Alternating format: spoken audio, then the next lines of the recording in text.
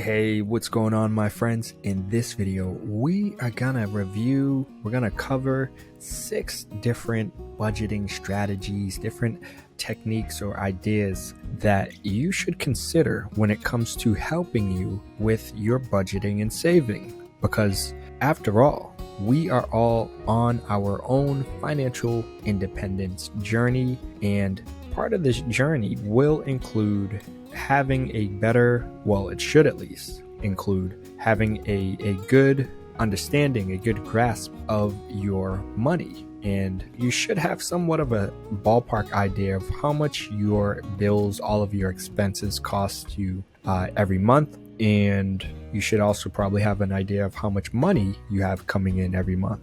Now, that may change depending on what you do for a living. You might have certain times of the year where you make more money than others.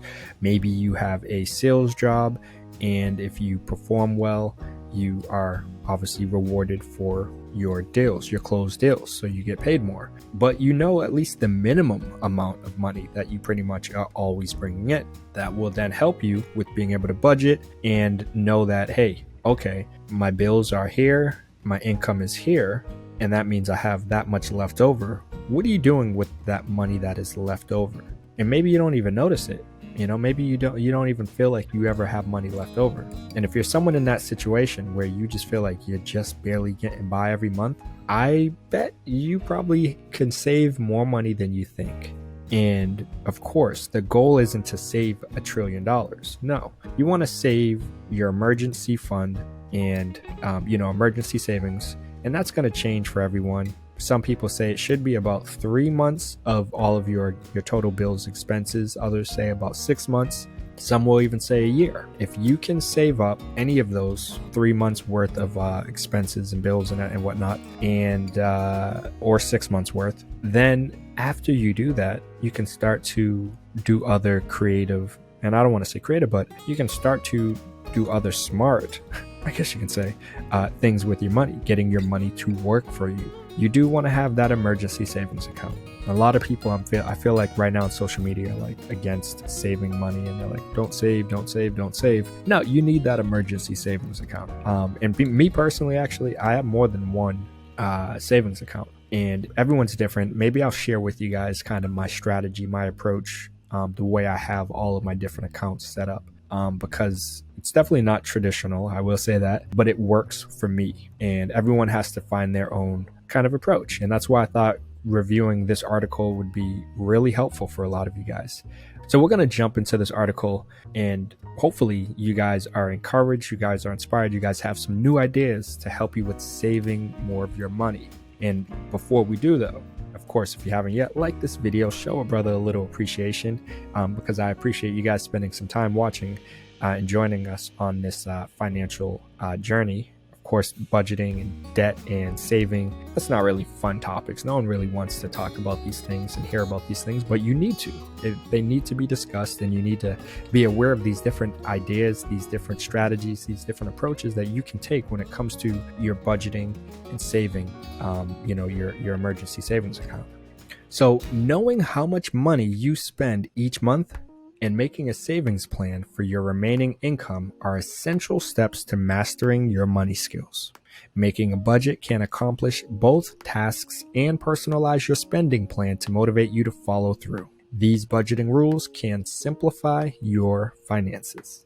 So number 1 is the 50-30-20 budget. Number 2 is the value-based budget. Number 3 is the envelope system or envelope system. How do you guys say it? Envelope or envelope? Envelope system. Envelope. I think I say envelope usually. I don't know why I said envelope that time, but I feel like envelope is the right way, right? The envelope system. Number 4, zero-sum budget. Number 5, pay yourself first. And number 6, a few bonus basic budgeting tips. All right, my friends, number 1 is the 50-30-20 budget. The 50-30-20 budgeting rule is one of the most popular rules because of its straightforward structure and flexibility with how you can spend your money.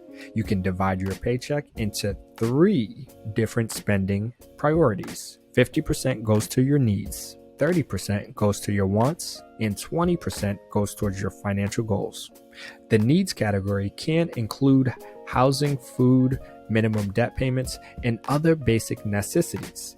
Wants are streaming services, takeout, and hobbies. It's also important to set aside money for savings, retirement, and potentially making extra debt payments.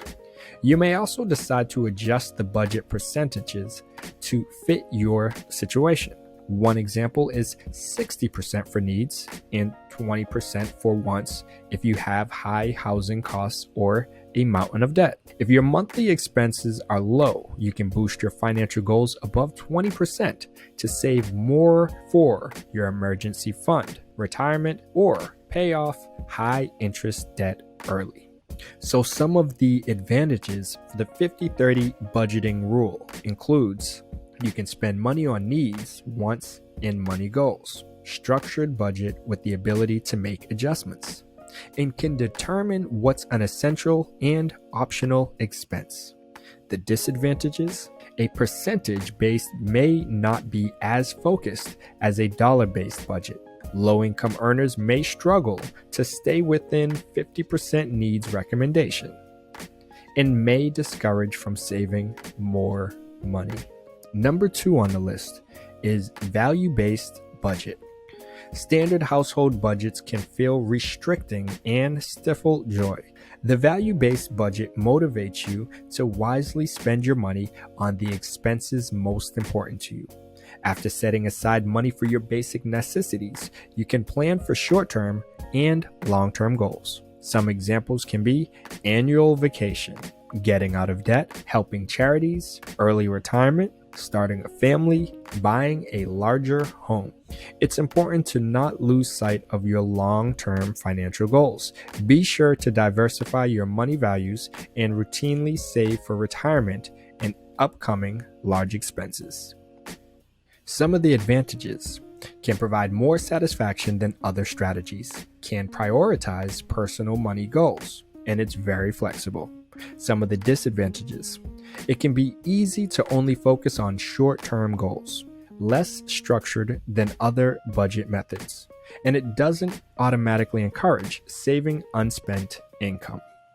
Number 3 on the list is the envelope system. The envelope budget system can be one of the best ways to prevent overspending on a particular expense.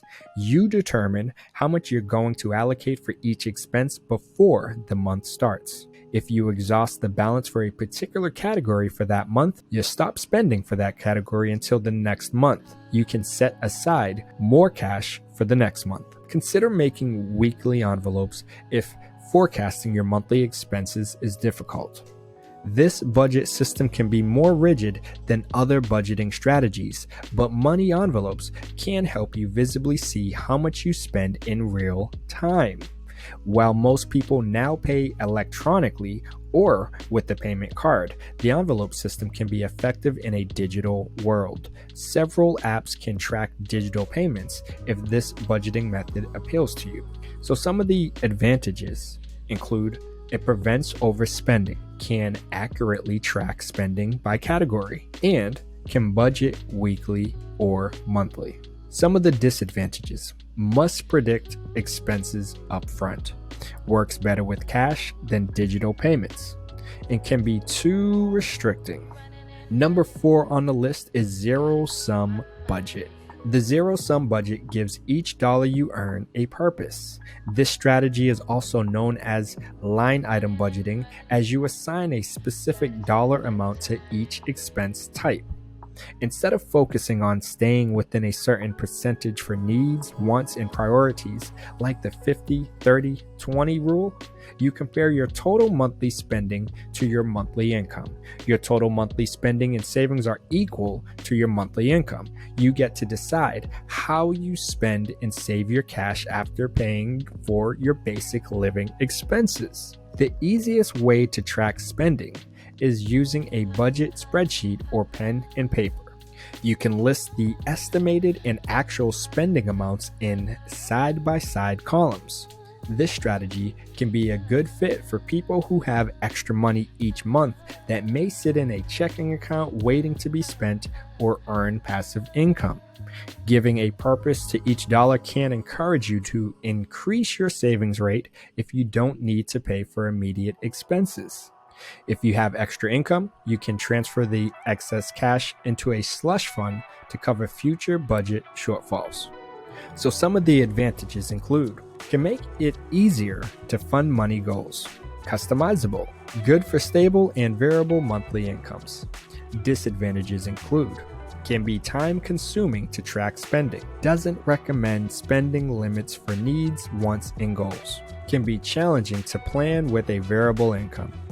Next up is pay yourself first. Sometimes called the anti-budget, the pay yourself first strategy is for those that dislike the hassles of traditional budget. The other budget alternatives may not be as good because the level of flexibility may not emphasize saving money. Paying yourself first means you deposit into a savings account. So instead of hoping you have enough cash to save money this month, each deposit can achieve your minimum savings goal. As bill come due, you withdraw from your savings account. Having to pay others from your savings can challenge you to reduce unnecessary expenses and optimize your spending power. If pursuing this strategy, verifying your deposit accounts allows penalty-free withdrawals. High-yield savings accounts are excellent for earning the best interest rates, but federal law only permits up to 6 monthly withdrawals. Some of the advantages: prioritizes saving money, can be less time-consuming than other budgets. Customizable categories. Some of the disadvantages include: high monthly expenses can reduce savings potential, doesn't distinguish between needs and wants, may require previous budgeting experience. And we're going to finish this off with a few bonus basic budgeting tips. It doesn't matter which budget method you find to be the best option for your situation. A budget can help you control spending and optimize your savings rate. These guidelines can also help make your budget more successful. Track your expenses. It's important to manually track each expense or use an expense tracking app. Not knowing exactly how you're spending your money means you might be overspending without realizing it. And hey, with me, with tracking my expenses, I use QuickBooks Self-Employed, and I would highly recommend it to all of you when it's time to do taxes, when it's time to get your profit loss statement, when it's time to just see how things are going, where things are at. QuickBooks has it all there. I would highly recommend using QuickBooks as a way to track kind of all of your expenses, all of your income, the whole shebang. Yeah, definitely. You want to be flexible. Some months are going to be more expensive than others, and it can also be hard to estimate your expenses if you're an inexperienced budgeter. Learn from your mistakes and adjust your spending categories until you find your spending and savings balance. Consider weekly budgets. Weekly budgets can be more time consuming, but can also be easier to plan if you have fluctuating income and expenses. Knowing your monthly income and expenses can make long-term financial planning easier. However, taking life 1 week at a time can be less stressful in some situations. Putting it all together. A budget is one of the best ways to improve your current financial situation.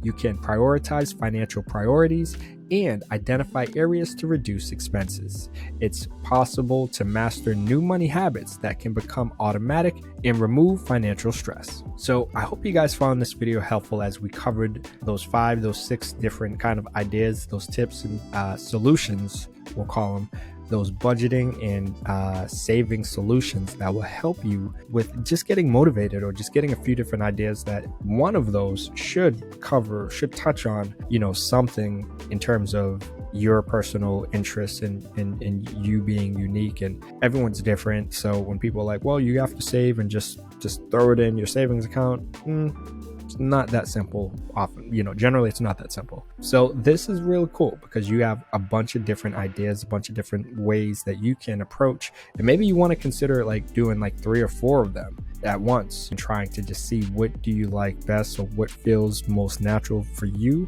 while also allowing you to actually start budgeting and saving and building your emergency savings account, and then moving beyond that phase and starting to invest and whatnot. So I hope you guys found this video helpful. If so, definitely like this video, give a nice little thumbs up. And while you're down there, feel free to subscribe and hit that notification bell. I would love to hear what you guys are doing when it comes to your budgeting strategy. I mean, do you even budget at all? Or like, do you have some sort of an idea? Do you know pretty much how much your monthly expenses usually come out to? And if so, and even if not, like, do you have any kind of plan? Are you going to try any of these ideas here? Or maybe you already had your own idea that's kind of a combination of something listed here. I'm curious to hear what else other people are doing when it comes time to budget and save and just kind of moving forward in those stages of your financial independence journey. So on that note, I got to keep it moving. I'm burning up over here. Can't have the AC or fan on because I'm trying to record. So I'm like, my eyelids are like falling asleep on me. It's not too late, but had a long day as well. So we're still grinding over here. We're still trying to keep it moving and keep punching out some videos and keep you guys happy as we continue to move forward in that financial independence journey as we strive for financial freedom, because that's what it's all about, financial freedom. But all right, my friends, I gotta keep it moving, but you already know I'll see you in the next video. Peace.